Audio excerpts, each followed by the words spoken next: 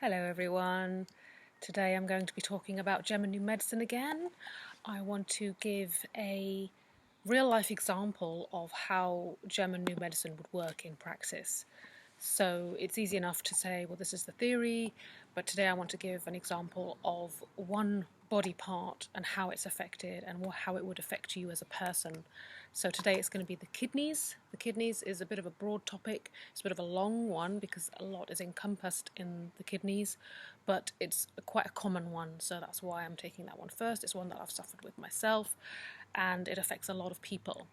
So if you have any conflicts or any diseases, illnesses, whatever you want to call it, any issues that you would like me to discuss, then send me a message here on this comment on this video, send me an email, and I'm happy to discuss your illness or slash disease or symptoms that you're having affecting a particular body part or organ. So it can go from neck pain to cancer to hip pain to anything really, any kind of illness. It could have a name. My illness has a name, or had a name. It was something that we used to be called Wegener's granulomatosis, but it's now called granulomatosis with polyangiitis. They've renamed it. But I'll come back to that. So what I'm going to talk about today is basically, yes, how it applies practically. What are the symptoms? What are the stages of the application in German New Medicine? And so you know which stage you're in, whether you've resolved the conflict and you're in the healing phase, or whether you're still in the active, they call it the conflict active phase. So it's sometimes easier to resonate with something if we can relate to it, rather than an abstract idea with a theory behind it. So I'm going to be discussing the ailments that I've had to date, any that I'm suffering with at the current time, also ones that have been suggested to me. I'll be discussing Hashimoto's disease, multiple sclerosis, even just a common cold or flu. Also skin disorders like scleroderma is one I want to talk about in future videos.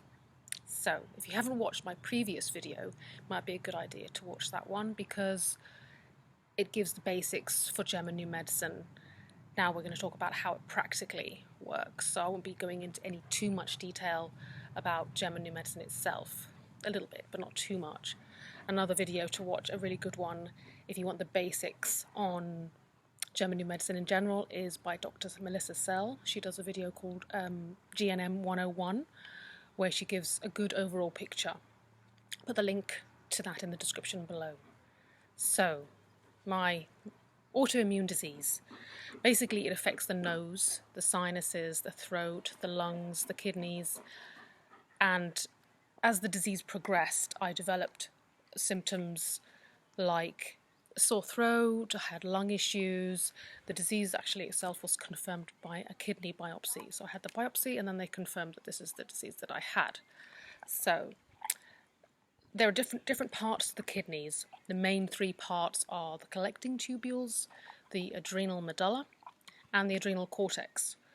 So basically you will know what conflict you're suffering from by looking at the symptoms. So when you analyze the symptoms, you can basically diagnose what stage you're in or what is affected in you, as we're all a bit different.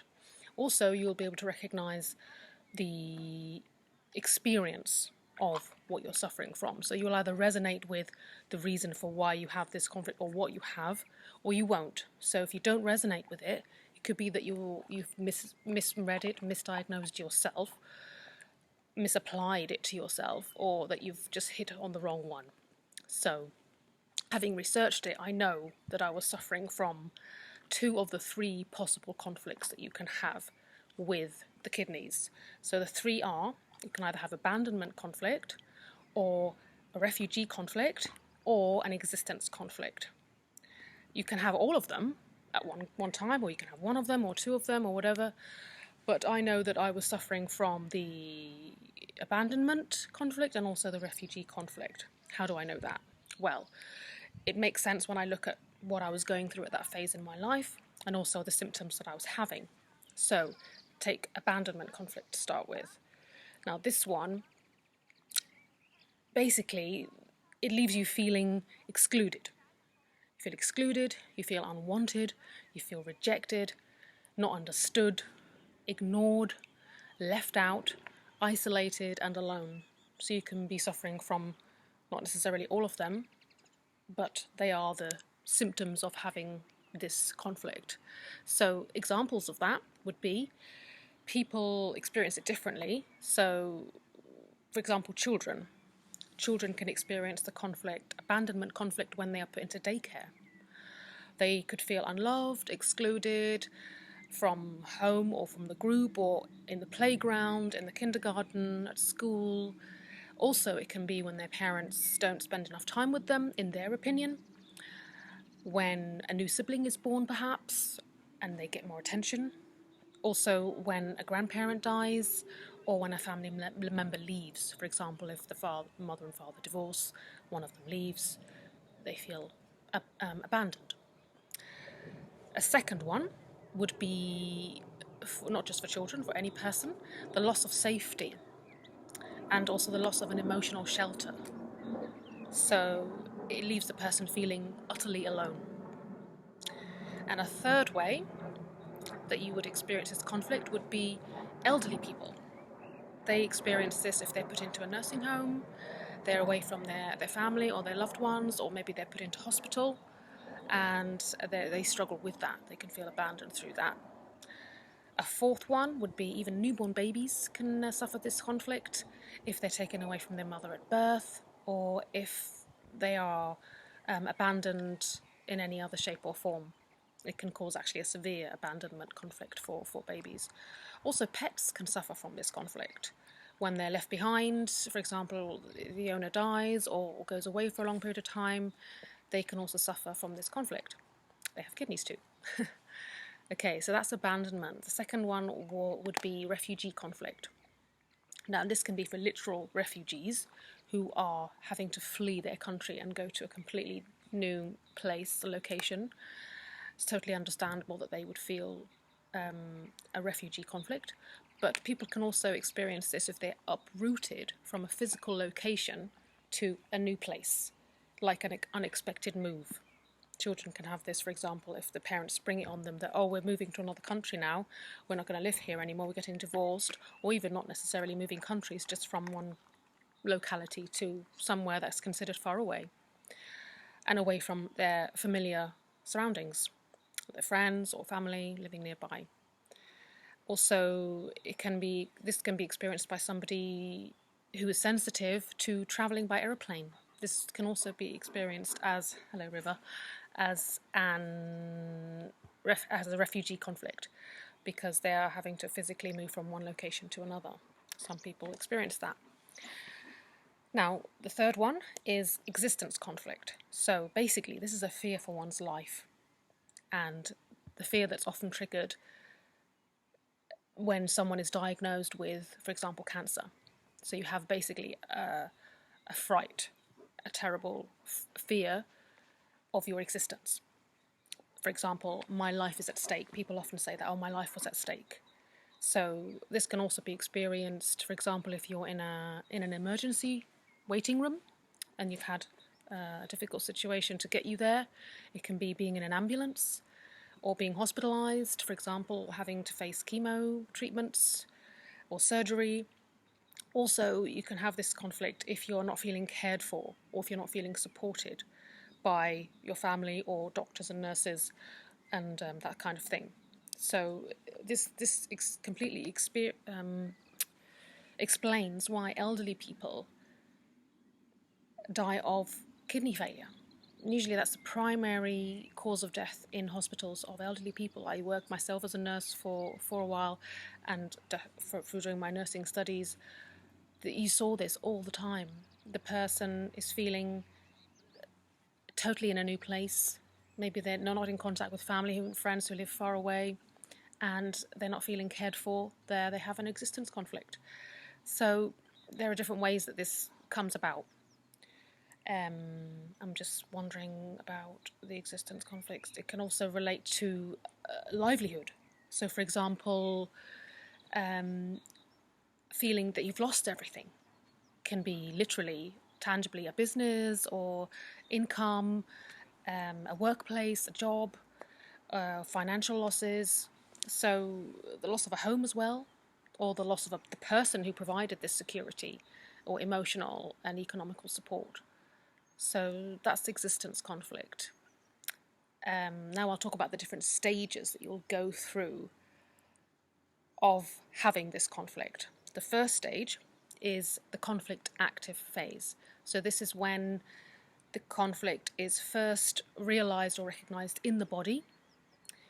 Maybe not necessarily recognized in your mind, because you're kind of just going through it and experiencing it. But these are the symptoms of being in the conflict active phase. So you'll feel possibly cold hands and feet as all the blood rushes to the core body to fight whatever's being confronted to that person. Also, you will retain water. So you may feel bloated. You may feel like you've put on weight all of a sudden, even sometimes overnight. Why do you feel this bloatedness? Also, you would have elevated uric acid levels, urea and creatinine as well. And you wouldn't necessarily notice those ones. They wouldn't be apparent in your physiology to you unless you maybe went for creatinine tests or urea tests, but you wouldn't really think to do that.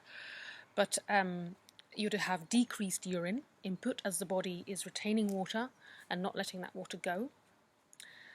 And that's the only symptom really that you would clock, that you would recognise that you are bloated. So it helps to know this, because then it helps to explain why this is happening. It doesn't just happen for no reason. The body's building up its reserves in order to fight this conflict. So if you went for a CT scan of your brain at this phase, when you're in the conflict active phase, there would be a sharp ring around the kidney part area of the brain. It can be one or both kidneys that are affected. I didn't have a CT scan when I was diagnosed with this kidney disease because I didn't know about GNM. Wouldn't ever think to do that. I did, however, have the urea, creatinine, protein levels in my urine. They were testing that, and they were elevated. So I know that even scientifically, these were the symptoms that I was having. So I did, however, go for a scan a few years ago, just a CT scan of the brain, and it confirmed this, because you would have either a bit of scar tissue or a lesion in that area of your brain to show that there was some kind of conflict active phase going on there at some time in the past. This can heal over time. It wouldn't necessarily always be apparent, but if it was a prolonged period of illness, then there would be an indicator on a scan. So you can prove it. Also, what makes me absolutely convinced about this theory is something else that happened to me whilst I was in hospital receiving treatment for this illness. I suffered a manic episode. So I've mentioned this before in one of my videos before, but the doctors told me that it was a rare side effect to steroid medication, which I was having in high doses at the time to treat this autoimmune disease. But in GNM, it's completely explainable as well, because it says that if a person is suffering from both the existence conflict and the abandonment conflict, two of them in one go, which I was, because I was feeling all of those feelings myself at that time, then the person goes into what they call a kidney collecting tubules constellation. And when you go into constellation, you basically manifest as a person who is mentally disorientated. So you're confused, you are basically exhibiting symptoms of having Alzheimer's disease, or symptoms of having Alzheimer's. In my case, I do think that the steroids had an impact as well, because I was also suffering from paranoid delusions and extreme paranoia. And I was forcibly detained on a locked psychiatric ward for a good few months. I don't recall exactly how long it was. I know it was a couple of months, maybe a few months. And I was given a lot of antipsychotic medication to bring my level of mania down, shall we say. It was awful experience. And but that's a side point really. So it would explain why these things are happening. Everything that I had is completely explainable with German New Medicine. So usually, apart from the water retention, which happens in the conflict active phase, the symptoms would only appear once you enter the healing phase of the illness, according to German New Medicine. So the difference with the kidney collecting tubules is that the water retention occurs during the conflict active phase. So usually you don't have symptoms for the other illnesses that are listed on the German New Medicine website, or any illness. You wouldn't have any symptoms in this phase, except if it's to do with the kidneys. So you would notice this if you had swelling, for example, under your eyes, eye bags, swollen ankles, water retention generally. You could be feeling bloated yourself. So kidneys are quite unique that way. You would have this during that phase. But with all of the other illnesses or diseases, hello river, they would only give you symptoms when you enter the healing phase. But it's good to know for this. And it's really good to know for in general, because it would help people to realize what's happening in your body is that you're not really gaining fat, you're not gaining weight. To know what's happening and why it's happening to your body helps so that you don't panic and you can accept what's going on. Oh, you've entered this conflict active phase, you're having a period of extreme stress, and to be kind to yourself and not put yourself under added pressure by trying to go on a diet at this time, which is really not what you want to be doing. It's okay, River, it's just the neighbours. So I did gain a lot of weight leading up to my hospitalisation. Prior to going into hospital, I'd got depressed with the psychological impact of the conflict I was going through, this abandonment and refugee conflict. And when I went into hospital, I also got weight gain in my face. They call it moon face, which is the steroids retaining water in your face. My face completely changed, and I had this bloated, like, round face with water retention everywhere. And that was down to the steroids as well as a combination, because specifically you get the moon face with steroids apparently. So that is the conflict active phase. The second phase, according to GNM, is the conflict resolution stage, and this is when the conflict has been resolved. So the symptoms that you would have in this phase would be basically getting rid of the water that you have taken on during the conflict active phase.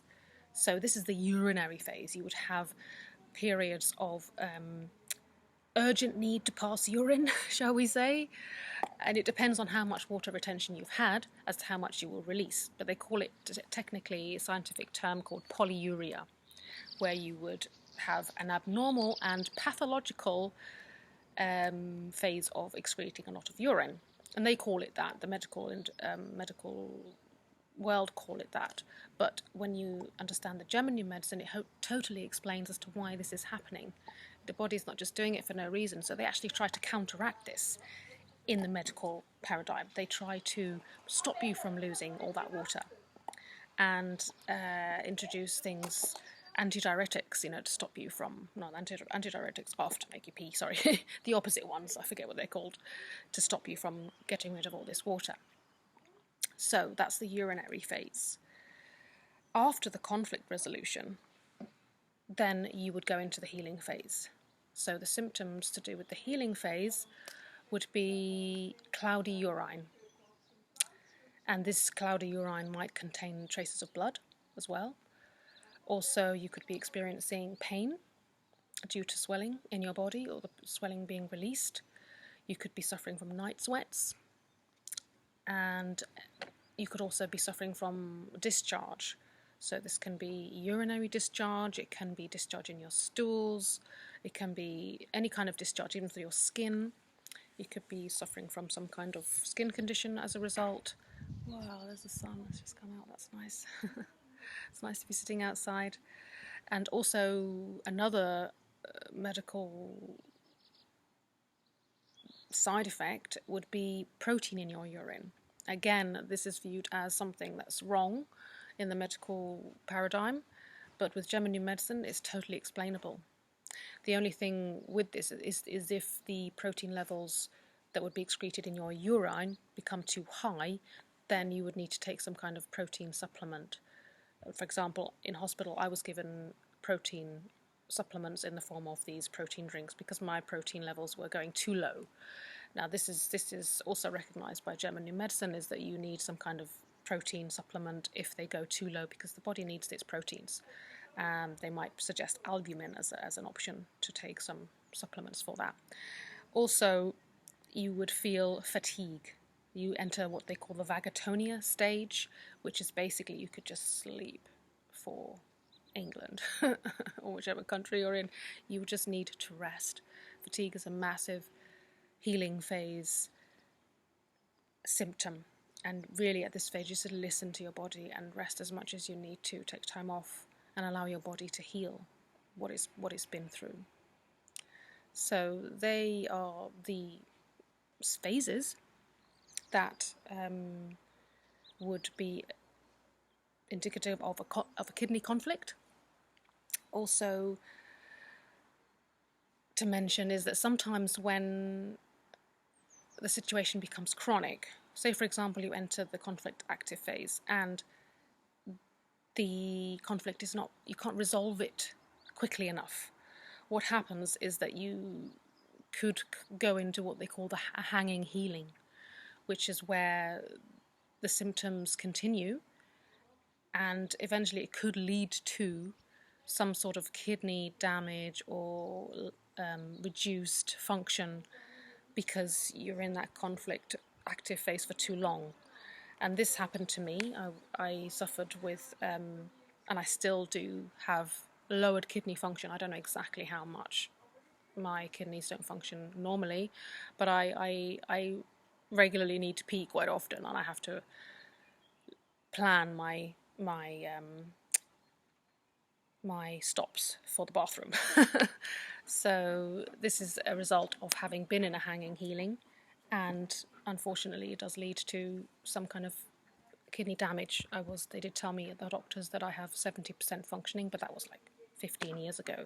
I don't think it's that low now, because the kidneys would heal over time, but sometimes if it goes past and beyond that, that's when people would get diagnosed with a cirrhotic kidney, for example, or the kidneys would completely break down and you would need to go on dialysis. So yeah, it is important to resolve the conflict as soon as possible to reduce the long-term effects. But then I'll get on to how do we resolve a conflict? How can we resolve it? And once we're aware of being in an existence or refugee or abandonment conflict, what can we do about it? How do we resolve it? So step one is we basically need to acknowledge the conflict. What are we going through? Realize the situation, read up on the conflict, and allow it to sink in. This is actually what's happening. This situation has given me this stress, and that you're going through it. So transferring it from a set of physical symptoms into acknowledging psychologically this is what's going on, and accepting the reality of the situation. And just being aware of that knowledge passing over from the subconscious to the conscious, it has a huge effect on the body. So resolving that conflict, how do we resolve the conflict? Well, what I do is I analyze how I feel about it. How is this situation making me feel? It could be a person, it could be a situation to do with work or money or anything like that. It can be feeling abandoned, feeling that your life's at stake. Why do you feel that way? What's happening? What's going on? And then write those things down. How you feel about it and how you intend to resolve it. How you intend to get over this conflict is very important. So, and then finally, yes, rest is very important during this phase. Allow your body to go into the healing phase. Take the time that you need to rest and heal your body and de-stress during this phase. And sleep is vital for that as well. So if you're not sleeping, then that's a key sign that you're not in the healing phase yet, that you're probably in the conflict active phase. So I intend to study up more on how to resolve conflicts, because I have a hanging healing with quite a few with a couple of different conflicts. For example, my high blood pressure conflict and my eczema has been an ongoing conflict my whole life, and I do feel that I've healed the kidney conflict, but resolving these conflicts is tricky, because if you're in a hanging healing, how do you get out of a hanging healing? How do you get rid of that? And so I intend to study more with Dr. Melissa Sell. I'll put the link at the bottom in the description to. She's a health mindset coach, and she's also a chiropractor. And I'll put the link to where she will work with you to train you. She has a program. I haven't signed up for it yet, but I intend to do that. I'll get you posted on how that works, how to resolve our conflicts. Also, I'll put a link to 2 videos by Dr. Markolin. She's a PhD. They are in English. They're YouTube videos in English, and they have the option to have the subtitles in French, Polish, and also there's Bulgarian PDF written copy of that. And she has a strong German accent, which I find actually a bit difficult to listen to over an extended period of time, but the information is invaluable, so I would listen to it in chunks, and it's extremely informative. She actually studied directly under Dr. Hammer himself, and she was entrusted with the English translation of his scientific chart of German New Medicine. I think I've said that right. And there's part 1, part 2. I'll put the links to those videos at the bottom of this description as well. And also Dr. Melissa Sell, she does a YouTube video on the kidney collecting tubule conflict as well, so you'll get more information on those videos, because I'm not a professional in it as they are. My take is more, how does this transcribe into your everyday lived experience? So how does it feel to have this conflict? And so I'll be linking with more conflicts to do with different illnesses, diseases, and if you have, like I said before, if you have any suggestions or anything that you'd like me to discuss in detail, like in this video, then I'll happily oblige and do that at some point in the future. So I hope you enjoyed that video, and look after yourselves, and I hope you enjoyed, and I will see you next time. Bye for now.